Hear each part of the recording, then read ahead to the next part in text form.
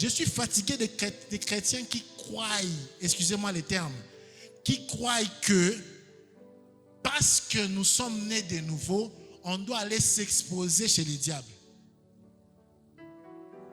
David, qui était l'homme selon le cœur de Dieu, avant de combattre, il posait la question à Dieu, dois-je aller?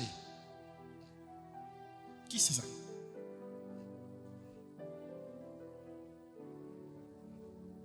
Je pars vite. Apôtre, je pars vite. Ça va? C'est important qu'on dise ces choses dans nos familles. Moi là, je suis comme un kamikaze. Je sais que mes enfants, s'ils suivent cette vidéo, ils ne vont pas aimer ça. Mais je suis comme un kamikaze. Ça veut dire quoi? Pour ces messages ici, je suis déjà mort. Parce que je suis prêt à dire des choses qui font mal. Je suis prêt à être haï par ma famille. Je suis prêt à être incompris. Mais je suis prêt à chasser l'interdit qui est au milieu de nous. Il y a des choses qu'on subit qui ne sont pas nôtres. Et on doit mettre fin à ça. On doit poser des vraies questions à nos parents. Amen. Amen. Amen.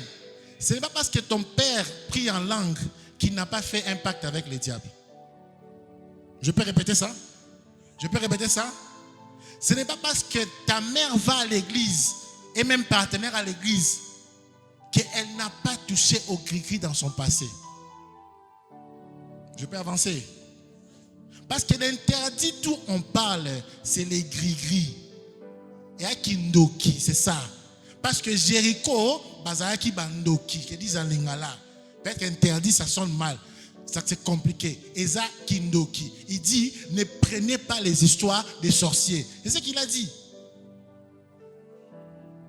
Toi, tu es sanctifié. Toi, tu as l'alliance avec Dieu. Mais tu es en train d'entrer dans les histoires des sorciers. Tuez-moi la ville, brûlez la ville, ne prenez rien de la ville.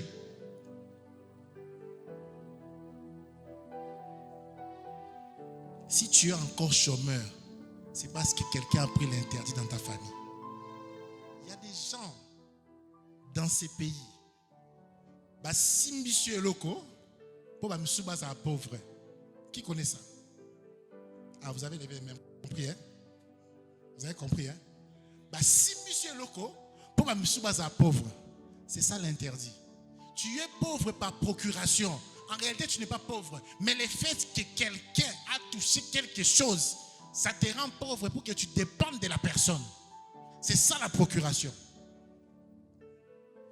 Il y a des mamans qui sont parties sacrifier les mariages de leurs enfants. Tu vas avoir une personne, elle est bien fiancée, mais dès qu'on lui met dans la libala, il n'y a pas de problème. La procuration.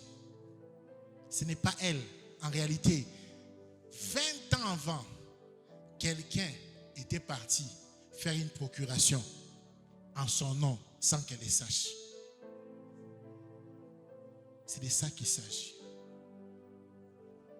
Amen. Amen. Si nous voulons que nos familles soient délivrées, commençons à être sans sentiment. Dis à ton voisin, tue les sentiments. Dis-lui, tue les sentiments. Ce qui nous tue, nous, et je suis fatigué de voir ça, j'ai envie de devenir un super guerrier dans l'Imona qui est dans Palais Mars. Je suis fatigué de voir comment les gens sont attachés à la famille par rapport à la parole de Dieu. Je peux parler. Je peux parler.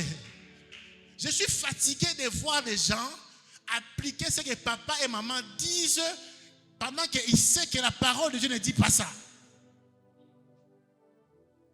Je suis fatigué de ça. Je suis en colère d'aller dans les cérémonies de mariage et de voir la coutume, c'est des chrétiens. Tu cherches à savoir pourquoi tu es stérile. Pourquoi tes enfants ne sont pas bien. Remonte. Remonte. À chaque fois que j'ai pris pour un enfant, je remonte à la grossesse. Toujours. Et quand je remonte à la grossesse, je ne vois rien. Je remonte au mariage. Et quand je remonte au mariage, je ne vois rien. Je remonte à la dot. 3 étapes importantes. Tu as 24 ans, tu as 30 ans. Est-ce que ces périodes-là de ta vie, tu sais ce qui s'est passé?